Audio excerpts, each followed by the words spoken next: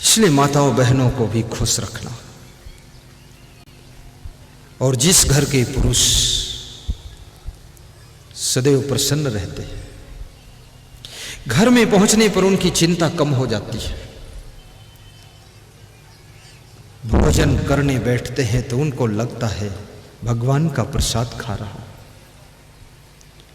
जिस घर की स्त्रियां अपने पति को ऐसे परोस कर खिलाती हैं जैसे कोई भगवान के मंदिर में भोग लगाता है कोमल हाथों से, वह घर स्वर्ग है और उस घर के पुरुषों को कोई टेंशन नहीं रह जाती है। याद रखना, परस्पर का प्रेम, परस्पर का स्नेह, पति पत्नी के बीच का प्रेम, पिता पुत्र के बीच का प्रेम, भाई भाई का प्रेम सारी टेंशन और चिंता को नष्ट कर देता है और घर में आनंद ही आनंद बहा देता है। मनुष्य एक ऐसा प्राणी है, इसको प्रेम चाहिए। अगर प्रेम न मिले तो ये जिंदा नहीं रहेगा। प्रेम इसकी खुराक है। कभी कभी प्रेम में तुम पैदल चलते हो, बड़े खुश होते हो। कोई प्रेमी मिल जाता है ना, उसके साथ पैदल चलते हो। कभी कभी प्रेम में तुम कोई लान की घास पर बैठ करके मुस्कुराते हो। और जहां प्रेम नहीं है तो डबल बेड पर भी तुम डबल दुखी होते हो। टेंशन, चिंता। इसलिए मैं कहूंगा, गरीब हो या अमीर हो, महल है या झोपड़ी है, कोई बात नहीं, लेकिन आपस में प्रेम रखना। और प्रेम के लिए क्या करना पड़ेगा? एक दूसरे के लिए कुछ त्याग करना और एक दूसरे की गम खा लेना, एक दूसरे की सहन कर लेना और एक दूसरे को क्षमा कर देना, तो आपका प्रेम बना रहेगा। क्षमा करना बहुत जरूरी है। मृदुवाणी सुंदर स्वभाव सभी सुखों की खान है। प्रेम की गंगा बहे जहाँ पर वह घर स्वर्ग समान है। प्रेम की गंगा बहे जहाँ पर वह घर स्वर्ग समान है। एक पति अपनी पत्नी से बहुत प्रेम करता था और कभी कभी अपनी पत्नी से कहता था, तू मेरी जान है, तेरे कारण मैं जिंदा हूं, नहीं तो मर जाता। तो उसकी पत्नी ने एक दिन पूछा, तुम इतना हमसे प्रेम मानते हो तो एक बात बताओ कि दुनिया में सबसे ज्यादा तुम हम ही को मानते हो? तो उस पति ने कहा, ये जो मैं कह रहा हूं कि तू मेरी जान है, ऐसा मैं 5 स्त्रियों से और कह चुका हूं। तो उस स्त्री ने कहा, तेरा झूठा प्रेम है। ये कौन सी बात है? दुनिया में कितने ही व्रत रहो, मंगल व्रत रहो, गुरुवार व्रत रहो, शनिवार व्रत रहो, दाल चावल का व्रत रहो, लेकिन सभी व्रत से श्रेष्ठ व्रत गृहस्थाश्रम के लिए एक पत्नी व्रत, एक पति व्रत है। सभी व्रतों का राजा है। नशा व्यसन का व्रत ले लो, गाली न देने का व्रत ले लो, कम खाने का व्रत ले लो,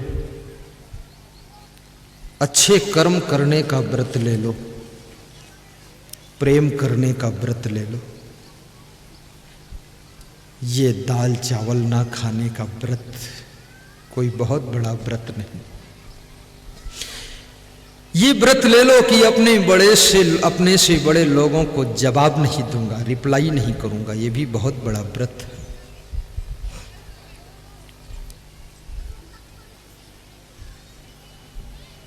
एक सज्जन मुझे मिले तो कह रहे थे, ये मेरा बड़ा भाई है, मैं छोटा भाई हूं, मैं इनको जवाब नहीं देता। तो हमने कहा, क्यों नहीं देते हो? बोले, जवाब देता तो हम दोनों आज तक दुश्मन हो गए होते। इसलिए मैं गम खा लेता हूं। गम खाना अमृत है। गुस्सा ज्यादा मत करो, थोड़ा सा इतना सहनशीलता पैदा कर लो। खोद खाद धरती सहे, काट कूट बन राय, कटुक बचन साधु सहे, और से सहा न जाए, और से सहा न जाए। राजनीति में कौन लोग सफल होते हैं? बहुत गम खाते हैं जो लोग, बहुत सहनशीलता है उनके पास। कोई उनका पुतला बनाकर फूंकता है तो भी वो राम राम करते हैं, और कोई उनका पुतला बना करके जय जयकार करता है तो भी राम राम करते हैं। कोई उल्टा पलटा उनके बारे में पेपर में छापता है तो भी सह लेते हैं। कोई प्रशंसा छापता है तो भी हजम कर लेते हैं। याद रखना, जिसमें जितनी अधिक सहनशीलता होगी, जितना अधिक गम खाने की क्षमता होगी, जितना अधिक अपने क्रोध को कंट्रोल करने की क्षमता होगी, वह व्यक्ति उतना ही अधिक ऊंचाई पर पहुंचेगा और अपने आप को महान बना सकेगा। एक साधु मुझको मिला उत्तर प्रदेश में, साइकिल पर पीछे सामान बांधे हुए था। झट साइकिल से उतरा, फट से स्टैंड लगाया, मेरे को प्रणाम किया। मैंने उसको तुरंत प्रणाम किया। हमने कहा, कैसे साहब, क्या परिचय आपका? उसने कहा, इस क्रोध ने मुझको सत्यानाश कर दिया। हमने कहा, साधु होकर क्रोध? अरे बोले, भोजन खा रहा था, परोसने वाले भंडारी के ऊपर भोजन की थाली और भात सब फेंक दिया। तो उस आश्रम का जो महंत था उसने कहा कि तब तक खाना नहीं खाऊंगा जब तक ये साधु आश्रम से निकाल नहीं दिया जाएगा। 3 दिन में हमको निकाला गया, जबकि वही गुरु कह रहा था इसी साधु को अपनी गद्दी देना है, महंत बनाना है। थोड़े से क्रोध को नहीं पी पाया, सह नहीं पाया, गम नहीं खा पाया, तो आज साइकिल पर इधर उधर भटक रहा हूं, नहीं तो उस आश्रम का मठाधीश मैं ही होता। सहनशीलता तप है। चिड़चिड़ा स्वभाव मत बनाओ। कितने लोगों का ऐसा स्वभाव होता ना, झुंझला स्वभाव, छोटी छोटी बात में झुन झुन झुन झुन झुन दांत पीसते रहते हैं। गेहूं नहीं पीसते हैं, दांत पीसते हैं। हल्दी धनिया नहीं पीसते, दांत पीसते हैं। मत करो गुस्सा, इससे शांति भंग होगी, स्मरण शक्ति कम होगी, टेंशन बढ़ेगी, दुख बढ़ेगा, संगठन टूटेगा, बिखर जाओगे, कोई काम के नहीं रह जाओगे। याद रखना, एक एक बराबर में रख दो तो 11 गुना शक्ति हो जाती है। एक एक ऊपर नीचे रख दो तो जोड़ो तो 2 हो जाते हैं, और एक में से एक निकाल दो तो 0 हो जाता है। संगठन टूटेगा तो 0 हो जाओगे। एकता से राष्ट्र का निर्माण होता है, प्रेम से ही देश का कल्याण होता है। स्नेह का दीप जलाओ आज घर घर में, प्रेम ही आजादी का पैगाम होता है, प्रेम ही आजादी का पैगाम होता है।